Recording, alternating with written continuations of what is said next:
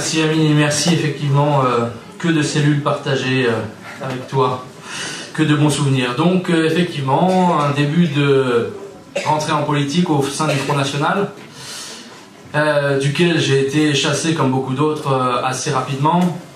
Je tiens d'ailleurs à signaler, s'il en était besoin, une nouvelle fois une fuite en avant de sa présidente Marine Le Pen avec la déclaration pleine d'émotion envers Nelson Mandela. Alors beaucoup m'ont demandé en arrivant si on allait faire une minute de silence. Comme vous voyez, les drapeaux ne sont pas en berne aujourd'hui. Voilà, nous, contrairement au système, nous ne vantons pas les mérites des terroristes et des communistes.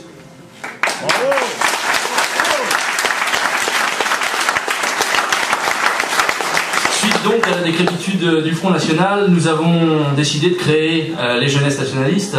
Et avant de commencer mon discours, pour en parler, je voudrais revenir sur 2 années d'action sans concession. La création tout d'abord des Jeunesses Nationalistes en 2011, lors du Forum de la Nation, une fête qui n'est pas si étrangère et pas si lointaine de celle que nous sommes en train de vivre aujourd'hui. Une manifestation officielle, déclarée, autorisée, avec pour thème « Honneur à ceux qui sont tombés, honte à ceux qui les font tuer ». C'était pour rendre hommage à nos militaires assassinés en Afghanistan et évidemment fustiger les intérêts israélo-américains pour lesquels ils sont tombés. Cette manifestation s'est déroulée au mois de janvier 2012, dans le calme, dans la discipline, dans la droiture, puisque c'était une manifestation hommage. Et dès lors, nous avons eu déjà des contre-manifestants, déjà des milliers de représentants des ligues de vertu que sont le MRAP, SOS Racisme, la LICRA, qui ont défilé contre nous. Bon, alors c'était pas totalement dans le même schéma, puisque d'un côté, chez nous, vous aviez une jeunesse droite avec des croix blanches représentant le nombre de militaires décédés en Afghanistan, et de l'autre côté, vous aviez des punks à chiens avec des crêtes rouges qui jetaient des bières sur les CRS et taguaient des monuments historiques. Donc cette manifestation nous a permis de nous lancer réellement, officiellement, et de faire notre première apparition publique sur le terrain. Nous avons également voulu organiser 2 autres manifestations, la révolte des sous-chiens à Lyon le 23 juin. Nous avions repris le terme sous-chien à Ouria Boutedja. Pour ceux qui ne la connaissent pas, c'est la présidente du PIR, qui porte bien son nom, le Parti des indigènes de la République, qui avait qualifié les Français, les Gaulois, puisqu'il faut bien leur donner un nom, les sous-chiens. Nous avions donc repris ce terme à notre compte. Cette manifestation a été interdite par les autorités, enfin en tout cas par leur autorité, la veille, avec un préfet, Karenko, qui s'est montré très agressif, très offensif, et a mis tout de suite une pression médiatique très forte, puisqu'il avait annoncé la veille de la manifestation que quiconque s'y rendrait serait immédiatement interpellé, arrêté, mis en garde à vue et condamné pour participation à une manifestation interdite. Nous avons bien sûr répondu que ce n'était pas à eux de décider si nous devions ou non manifester chez nous. Nous nous sommes donc donné rendez-vous en ce jour du 23 juin pour la révolte des sous-chiens. Et là, effectivement, il n'avait pas menti, il avait mis quelques moyens, puisque nous avions en face de nous le GIPN, la brigade canine, la brigade fluviale, un hélicoptère de la gendarmerie et 700 policiers et gendarmes mobilisés. Pour ceux qui n'ont pas l'habitude des chiffres de mobilisation, pour un match de football à Gerland, 45 000 personnes, on mobilise 400 CRS. Pour nous, ils en avaient mobilisé 700. Donc c'est vous dire si le petit groupuscule, comme il disait si bien dans les médias, de quelques dizaines de personnes tout au plus, les inquiétait. Une autre manifestation interdite.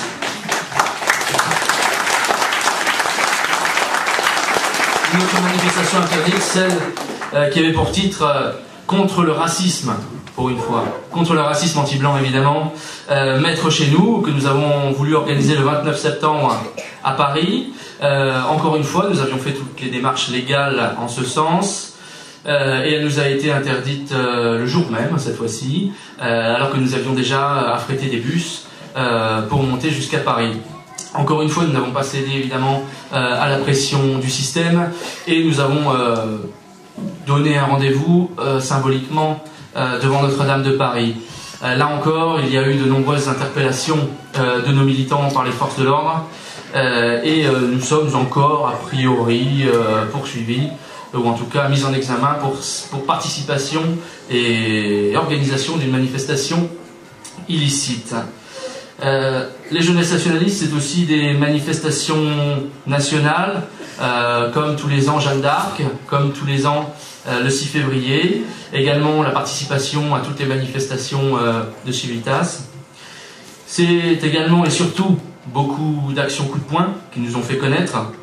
Alors pour en citer quelques-unes, on a été arrêté parce qu'on avait mis une banderole sur un toit par le GIPN, l'élite de la police française qui est venue déloger 4 militants pacifiques sur un toit. Les toits, évidemment, qu'on utilise beaucoup puisque c'est vrai que ça nous permet d'être assez libre de nos mouvements, puisque quand vous êtes perché à 20 mètres de hauteur pour les plus spectaculaires, la police a du mal à venir vous chercher, les opposants ont du mal à venir vous chercher, et du coup vous pouvez rester quelques heures tranquillement sur un toit à effectivement délivrer votre propagande, et c'est beaucoup plus intéressant et tactique que finalement d'être dans la rue et de se faire arrêter rapidement par les forces de l'ordre ou de se faire tout simplement agressés par les hordes gauchistes qui bien souvent ont l'impunité totale. Il y a eu également, et celle-ci nous a coûté cher, une tentative d'occupation des locaux du Parti Socialiste ici à Lyon. Je dis qu'elle nous a coûté cher puisque à l'issue d'une légère bousculade, on va qualifier ça comme ça, une légère bousculade avec les CRS, nous avons été tous évidemment mis en garde à vue, 48 heures, déférés au parquet, et on nous a interdit à tous les participants à cette action de nous rencontrer. Donc c'est quand même assez exceptionnel que pour une action politique, avec des élus de leur République, je vous rassure, on en arrive à interdire les gens à rentrer en contact, que ce soit par téléphone, que ce soit par n'importe quoi. Nous n'avions plus le droit de nous parler avec 9 personnes et bien entendu Yvan et moi-même. Ce contrôle judiciaire a été levé suite à un appel de la part de notre fantastique avocat et magique avocat Pierre-Marie Bonneau, mais évidemment doit encore être jugé. Nous avons également fait une action qui a fait beaucoup parler, c'est celle d'Erwan Binet, que nous avons effectuée à Saint-Étienne, puisque Erwan Binet, c'était le député rapporteur de la loi sur l'accouplement sodomite, qui venait faire sa tournée, un petit peu de promotion de sa loi, et il est venu à Saint-Étienne. Manque de bol, on a eu l'information, du coup on y a été, et pacifiquement, on est monté sur la table qui lui servait d'oratoire, et on l'a empêché de parler avec des slogans. Prenant son courage à deux mains, il est parti en courant, et derrière, on a annoncé à la presse, dans la presse plutôt, que partout où il irait, nous y serons. Et encore une fois, en faisant preuve d'un grand courage et d'une grande détermination, il a décidé d'annuler toute sa tournée à travers la France. Donc ça, c'est aussi une victoire des jeunesses nationalistes, et c'est comme ça qu'on arrive à avancer. Enfin, pour en citer une dernière, il y a aussi celle contre Houria Boutelja, dont je vous parlais précédemment, puisqu'elle était à Toulouse. Elle venait faire une conférence donc du PIR, du Parti des Indigènes de la République. Et cette conférence se déroulait dans le quartier du Mirail à Toulouse. Si certains connaissent, c'est vraiment une zone de non-droit, une zone où même la police ne va pas, où même les services de l'État ne vont plus, les pompiers n'y vont pas, la police n'y va pas, les médecins n'y vont plus non plus, de peur de se faire agresser, caillasser. Eh bien nous, nationalistes, nous estimons que nous sommes maîtres chez nous partout. Nous y avons été, en plein cœur du Mirail, en face de la conférence d'Houria Boutelja. Les policiers étaient très en panique, on va dire ça comme ça, mais non pas par rapport à nous, mais plus en nous disant s'il vous plaît, partez vite parce que là le quartier est en train de se réveiller, ça va pas aller pour nous, on va devoir y passer la nuit, je pense qu'ils vont vous rouler dessus, etc. C'est assez dangereux pour vous, n'y restez pas. Évidemment, on y est resté le temps qu'on a voulu, et ce qui est intéressant aussi, c'est une petite victoire, c'est qu'Houria Boutelja, lorsqu'on est arrivé devant la salle, a été évacué immédiatement par ses services de sécurité et donc a fui encore une fois devant les nationalistes, même dans un quartier occupé.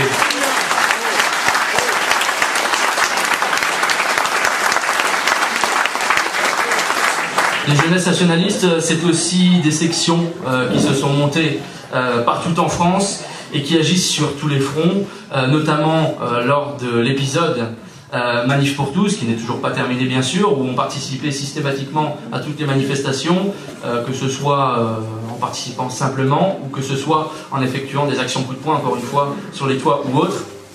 Et également des actions, on va dire, nationales, à savoir par exemple des rassemblements qui ont été organisés dans toutes les régions de France pour le comité du 9 mai en hommage à Sébastien Desieux. Nous avons réussi à organiser simultanément dans toutes les régions le 9 mai des rassemblements. Celui de Lyon a d'ailleurs failli être attaqué par une trentaine de gauchistes lourdement équipés. Ce sont les mots des policiers pour qualifier leur équipement. C'est dire s'ils sont pacifistes, bisounours et arc-en-ciel. Donc nous avons réussi à mobiliser sur toute la France là-dessus, et également, par exemple, sur une autre action, celle de remplacer de nombreuses plaques de rue dans toute la France qui portaient des noms en référence évidemment mauvaises à l'Algérie française par les rues Bastien-Thierry en son hommage.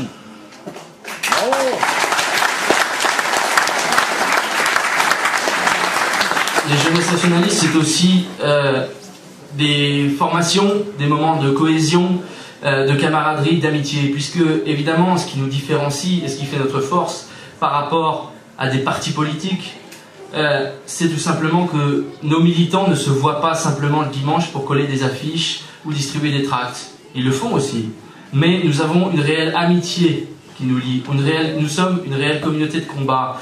Par conséquent, toute leur répression, toute leur dissolution ne peuvent rien contre cela. Les racines profondes ne gèlent pas en hiver. Nos racines sont très profondes puisque dans nos sections, nous connaissons les amis des amis, nous connaissons les mamans des camarades, nous connaissons les petites amies des camarades, etc. Nous formons une réelle communauté et non pas simplement un rendez-vous politique du dimanche comme peut l'être l'activité dans certains partis politiques. Les jeunesses nationalistes, c'est également un réseau de nationalistes européens qui s'est forgé à travers les différents voyages que nous avons pu faire, les différentes rencontres. Et donc, par exemple, nous avons des liens aujourd'hui en Espagne, en Italie, en Grèce, en Angleterre, en Hongrie, en Norvège, en Allemagne, en Belgique, en Ukraine, en Pologne, en Suède, en Suisse, en Roumanie, au Portugal. Et comme on dit, les voyages forment la jeunesse. Nous avons également fait un voyage tout autre, d'ailleurs avec mon camarade Hans ici présent, en Égypte par exemple, pour aller se rendre compte de la situation des Coptes qui ont été persécutés il y a quelques mois, avec plus de 82 églises brûlées en 48 heures. En quelques mois, les jeunesses nationalistes sont donc devenus le premier mouvement de jeunesse nationaliste en France. Loin de nous l'idée de militer sur le plan électoral, qui est pour nous le terrain de toutes les compromissions. Nous avons voulu mener une politique de terrain pour réveiller les consciences nationales endormies après des années de propagande démocratique et mondialiste. Nous voulions prouver qu'il existait encore des jeunes qui ne voulaient pas être considérés en étrangers sur leur propre sol. La jeunesse a une mission primordiale face à l'histoire, rétablir nos nations européennes. C'est une lourde responsabilité que nous avons sur les épaules. C'est l'avenir du nationalisme, la seule valeur capable de sauver la France. C'est à nous, jeunes Européens, à qui il n'est proposé que la laideur et la médiocrité, de maintenir coûte que coûte la foi en la grandeur de nos nations. Aujourd'hui, nous devrions jouir des seuls plaisirs matériels et physiques, sans contrainte, au détriment de ce qu'il y a de plus précieux. Le respect de la vie, le respect des anciens, le respect de l'avenir. La jeunesse se complaît aujourd'hui dans des joies médiocres, limitées à un bien-être superficiel. Les centres commerciaux, les sites pornographiques sont plus accessibles et plus visités que nos cathédrales, nos musées ou nos forêts. Le pacte de la vie, pour nous, c'est certes la transmission de la vie, mais tout ce qui fait qu'elle vaille d'être vécue. Le cadre du bonheur humain ne peut être que la nation et ses déclinaisons. Le respect de notre héritage géographique, historique, culturel, spirituel. La différence entre les jeunes du système et nous, c'est que nous avons, nous, la foi en un idéal. La différence, c'est que nous avons un code moral qui exclut le mensonge, la trahison, la lâcheté, la tiédeur, la désertion. La jeunesse, pour s'épanouir, se doit d'être formée, ce qui nous a été refusé de fait par l'éducation dite nationale. On ne nous apprend plus l'histoire, ou alors une histoire tellement manipulée qu'elle gagnerait à être qualifiée de propagande. On ne nous apprend plus l'amour de la patrie, l'amour de nos anciens, préférant la repentance. On ne nous apprend plus le fondement de nos langues. On ne nous apprend plus la différence entre le bien et le mal, la différence entre le respect et l'irrespect. Les familles et l'école ont abdiqué, condamnant la jeunesse à rejoindre le troupeau des consommateurs formatés pour marcher à l'abattoir, voire courir vers le précipice. On explique à la jeunesse de France qu'elle n'a plus de raison d'être fière de son passé. Alors que nous avons eu les plus grands savants, explorateurs, artistes, bâtisseurs, philosophes, stratèges ou hommes d'État que le monde ait connus. Camarades, notre tour est venu de monter au créneau.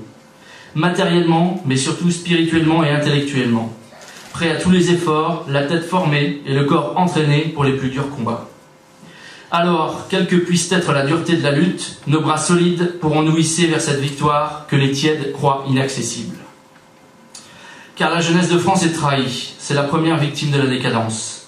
On lui vole sa liberté, son identité, sa sécurité, sa culture, son bien-être social, son travail et sa spiritualité. Tous ces biens immatériels et précieux acquis grâce au sacrifice millénaire de nos ancêtres.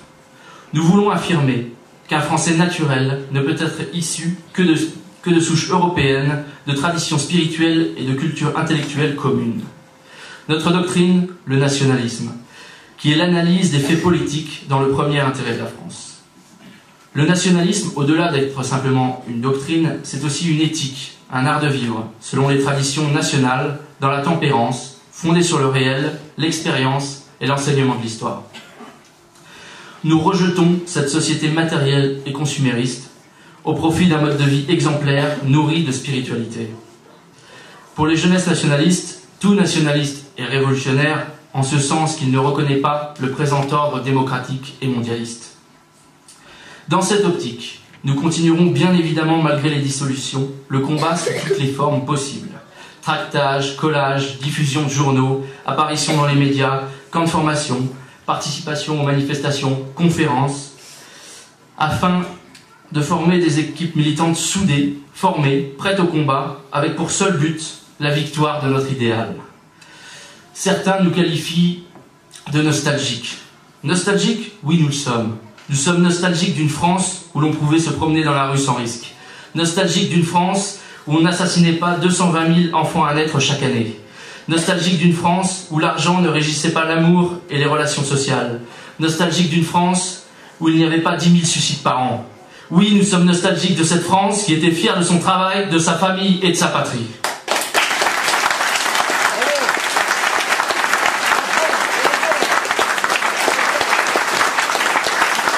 Il faut que le système sache que malgré les calomnies, malgré les menaces, nous n'avons plus peur d'eux. Nous continuerons à faire face à l'adversité avec la joie et la détermination de ceux qui savent qu'ils ont raison. Car nous savons que notre combat est vrai, que notre combat est juste et qu'il triomphera un jour.